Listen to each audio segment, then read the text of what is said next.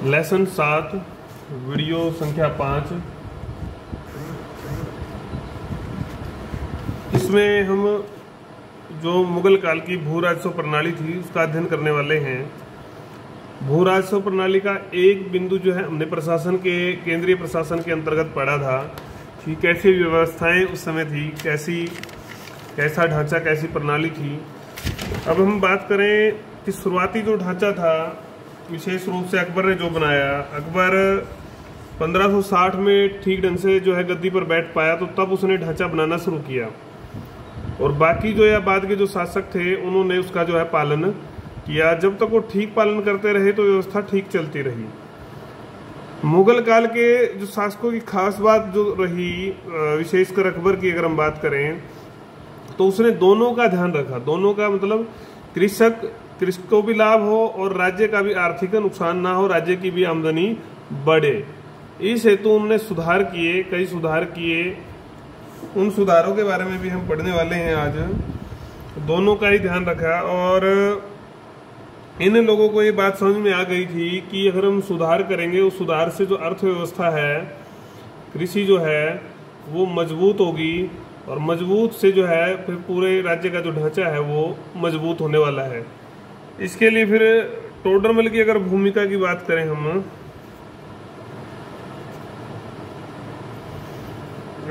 और उसके जो प्रयोग थे, जब अकबर के बाद में जो व्यवस्था, अकबर के काल की व्यवस्था की अगर हम बात करते हैं, जो उससे पूर्व जो है व्यवस्था थी, तो उसको ठीक राह पर लाने में, मजबूती देने में जो है टोडरमल की भूमिका और प्रयोगों का जो है विशेष रूप से हम अध्ययन करेंगे।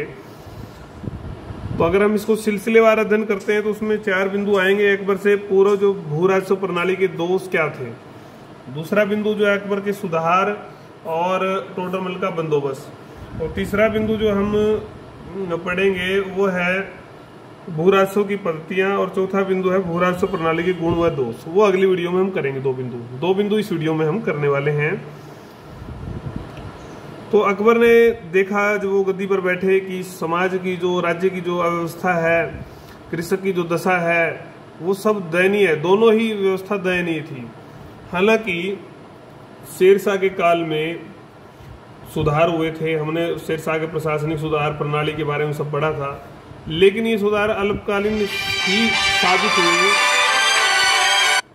अल्पकालीन सुधार ही साबित हुए। उसका कारण जो है मुख्य रूप से रहा कि एक तो शासन काल उसका बहुत छोटा था और उसमें लड़ाइयाँ ज़्यादा वो करता रहा, और उसके बाद जो उसके उत्तराधिकारी आए तो वो शेरशाह जैसा नहीं कर पाए।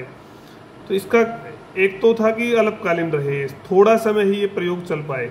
दूसरा, छोटे क्षेत्र में ही ये प्रयोग हुए थे क्योंकि टोडरमल ही वो व्यवस्था देख रहा था और खुद शेरशाह भी जो है काफ़ी दिमाग रखता था इस क्षेत्र में। तो छोटे क्षेत्र में हो तो बहुत बड़े क्षेत्र में इसका प्रयोग नहीं हुआ था, तो भी पता चलता कि ये व्यवस्था सफल है, असफल है, या इसका कैसे समाज को, राज्य को लाभ हो सकता है। लेकिन अकबर को इस सारे का लाभ हुआ। कैसे? अकबर को जो है जो अनुभव शेरशाह के काल में टोडरमल को हुए थे, उन सब का प्रयोग जो है अकबर ने अपने साम्राज्य में, राज्य में किया और उससे उसकी प्रणाली सुधरी।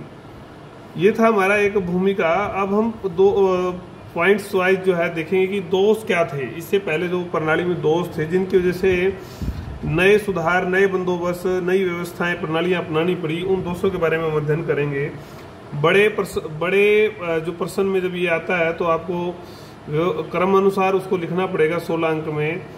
तो जैसा क्वेश्चन की जो पृष्ठभूमि होगी, जैसा पूछा होगा वैसा ही आप उत्तर देंगे। अगर उसमें दोष पूछे हैं, दोषों का वर्णन करते हुए अकबर के सुधार या टोडरमल के बंदोबस्त के बारे में लिखे, तब आपको ऐसा लिखना पड़ेगा। तो जो पहले की जो प्रणाली थी, अगर हम उसकी बात करते हैं, परंपरागत जो ढांचा था वो क्या था कि जागीरदार थे। प्रत्येक क्षेत्र में जागीरदार लोग थे।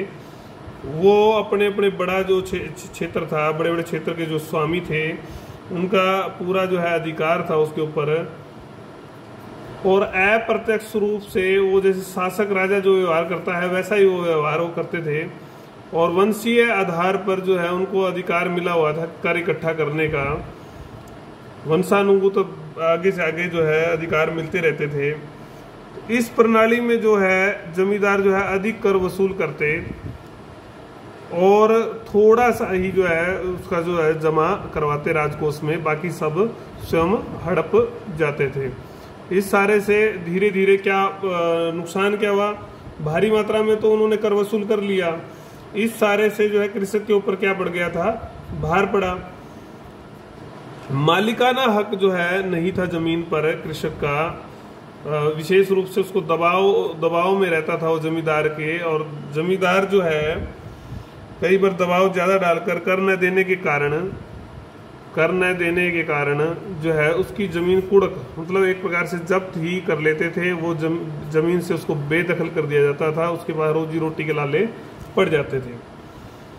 तीसरा मामला है कि भूमि संबंधी जो रिकॉर्ड है, हिसाब है, वो स्पष्ट नहीं था कि कितनी जमीन पर जोत की जाती है, खेती की जाती है, जोत का मतलब खेती की जाती है, कितनी जमीन पर जो है आपके चरागाह हैं, कितनी जमीन पर जो है आपके जो है जंगल हैं, ये कोई हिसाब किताब रिकॉर्ड में लिखित में इनके पास नहीं था। कितनी जमीन जो है पर्वतीय होने के कारण से प्रयोग में बिना प्रयोग के ही है, तो इस सब का भी लेखा जोखा नहीं था।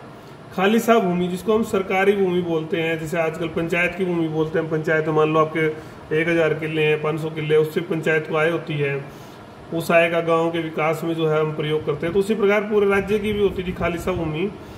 तो स्पष्ट नहीं थी ये कितनी है, इससे आय क्या है, कुछ भी स्पष्ट नहीं था। न योजना थी, कोई कारगर योजना थी कि भी आमदनी जो है कैसे बढ़ेगी खालिसा भूमि से।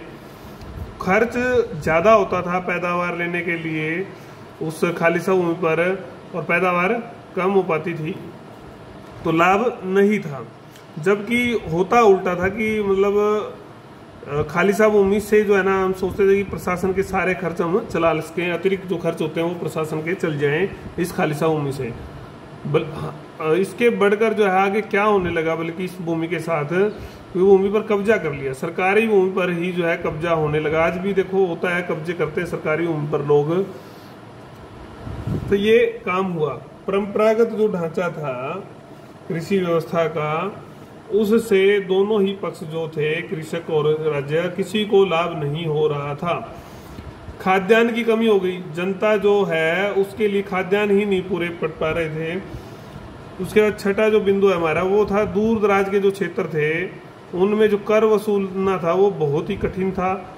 अगर सख्ती करते तो विद्रोह हो जाते थे, और विद्रोह को तो दबाना पड़ेगा, नहीं तो साम्राज्य की जो शान और शौकत को दबा लगता, तो सेना लगानी पड़ती, सेना लगाते तो जन धन की हानि होती, उस सारे से अर्थव्यवस्था पर फिर दबाव पड़ता था, अर्थव्यवस्था कमजोर पड़ती थी। विशाल और संगठित साम्राज्य था, हमने तो पढ़ा ही कितना विस्तृत साम्राज्य था। तो संपूर्ण साम्राज्य में एक जैसी जो कर प्रणाली थी या निर्धारण करना था, इकट्ठा करना था, या दरें थी, वो लगाना जो है कठिन था, नहीं था ऐसी। तो सफल हालांकि कोशिशें की गई कि एक जैसी दर हो, एक जैसी प्रणाली हो इकट्ठा करने की, लेकिन इसमें सफलता नहीं मिल पाई। आय भी अगर ये निश्चित हो जाता तो आय निश्चित हो सकती थी, राज्य को पता चल जाता कि कैसे आपको कितना आमदनी होनी है, कितना आप खर्चा कर सकते हैं। तो ये बात हमने पढ़ी कि इस प्रणाली में दोष क्या क्या थे। दोष के बाद अगर हम बात करते हैं तो अकबर ने क्या सुधार किए और उसमें टोडरमल का क्या योगदान रहा। पहले तो अकबर जो है युद्ध में या उत्तराधिकार में या अपने जो है वो आवश्यक था, बड़ा नहीं हुआ था, उन्हीं समस्याओं में उलझा हुआ था। इन सब से छुटकारा पाने के बाद उपरांत उसने इस तरफ ध्यान दिया कि आर्थिक क्षेत्र में जैसे कैसे उन्नति की जाए। उसने देखा कि कोष खाली है, जो है राज्य को बढ़ाना है और स्थिति अच्छी नहीं है, तो अब कुछ कदम उठाने उसके लिए अनिवार्य हो गए थे। तो उसके लिए उसने विशेष कदम उठाए। उसको पता था कि जो है ये व्यवस्था दोषपूर्ण है, इस दोषपूर्ण व्यवस्था के लिए कई लोगों का जो है सहयोग लेना उसको जरूरी है। तो दरबार में जो शिक्षित लोग थे, अनुभवी लोग थे, अनुभवी लोगों से उसने क्या मांगी, राय मांगी कि भी आप अपनी राय दो, कैसे हम जो है आय के स्रोत बढ़ा सकते हैं, कृषि व्यवस्था को ठीक कर सकते हैं, क्योंकि मुख्य जो आय का स्रोत था वो भू राजस्व ही था। तो इस बारे में उसने राय मांगी, और राय लेने के बाद जो है उसने ठोस कार्रवाई का जो है निर्णय किया कि भी ठोस कार्रवाई हम करेंगे, ऐसा ही नहीं कि केवल राय लेंगे। तो जैसे ही वो जीत चुका था 1573 तक गुजरात का राज्य, तो पटरी पर उसका राज्य आ चुका था। तो अब उसने इसी दौरान जब वो सोच रहा था कि कैसे मैं सब काम करूँगा, तो एक अनुभवी अधिकारी उसको मिल गया जिसका नाम टोडरमल था। टोडरमल शेरशाह के शासनकाल में भी जो है इस व्यवस्था को देख चुका था, उसके पास अनुभव थे। इन अनुभवों का जो प्रयोग है सब सर्वप्रथम जो है गुजरात में किया गया। गुजरात में इस पद्धति को अपनाया गया 1572 के आसपास, 73 के आसपास। 75-76 जो है मतलब तक जो है 3-4 साल जो है प्रयोग चलते रहे। जब इस व्यवस्था के सकारात्मक परिणाम आए, अध्ययन कर लिया गया, तो इसका जो है परिणाम ये हुआ कि अकबर ने जो है इसको अपना दीवान बना लिया टोडरमल को, और इसको जिम्मेदारी दी कि आप इसको सारे साम्राज्य में सारे जो है लागू करो इसको, ये व्यवस्था अच्छी है और अर्थव्यवस्था ढांचा जो है आप ठीक करो। जब जिम्मेदारी मिल गई टोडरमल को, तो उसने टोडरमल ने पूरे राज्य को परगनों में विभाजित कर दिया। परगनों में किस प्रकार से विभाजित किया उसको हम देखेंगे कि ऐसा क्षेत्र बनाया उसने कि उस क्षेत्र से इतना क्षेत्र बना दिया कि 1 करोड़ जो है वार्षिक जो है आय हो उससे, और उस पर एक अधिकारी की नियुक्ति की गई कि वो अधिकारी सारी व्यवस्था को देखा। उसका नाम रखा गया करोड़ी। 1 करोड़ इकट्ठा करने वाला था करोड़ी। कुछ समय तक तो ये व्यवस्था चली, लेकिन इसके बाद 1582 तक इसमें धीरे धीरे दोष आ गए, रिश्वत प्रचलन हो गया जो घातक हुआ। इसके परिणाम स्वरूप जो है टोडरमल ने क्या किया, ये पद समाप्त कर दिया करोड़ी का, लेकिन इसने परगनों को बने रहने दिया। इसने क्या किया, पुरानी जो व्यवस्था थी परगनों की, उसमें प्लस कुछ नई चीजें मिलाकर पुरानी नई का मिश्रण करे, बंदोबस्त कर दिया। एक मतलब सिस्टम बनाया, उसको कहा जाता है टोडरमल का बंदोबस्त करना है, व्यवस्था बनानी है। तो इसके लिए उसने, आपको पता ही कि कर निर्धारण करना था या इकट्ठा करना था, उसके लिए एक जैसी पद्धति हमारे यहाँ नहीं थी। जैसी जैसी आवश्यकता थी, जैसा क्षेत्र था, उसके अनुरूप क्षेत्र के अनुरूप अलग अलग पद्धतियां अपनाई गई थी। ये व्यवस्था इतनी सफल रही अलग अलग पद्धतियों की क्षेत्र के अनुसार कि अंग्रेजों के आने के बाद इसको बदला जा गया। नहीं तो देखो कि कितना लंबा जो है मुगलों का काल रहा, उस सारे में यही व्यवस्था बनी रही। कुछ अलग कदम जो है उठाए गए, हालांकि जिनका वर्णन हम अब विशेष रूप से विस्तार में जो अगली वीडियो में हम पढ़ेंगे, वीडियो संख्या 6 में, जिसमें क्या होगा कि कैसे पैमाइश करवाई गई, कैसे भूमि का बंटवारा किया गया, कैसे सरकार का हिस्सा निर्धारित किया गया। ये सब बिंदु हम उस वीडियो में पढ़ने वाले हैं।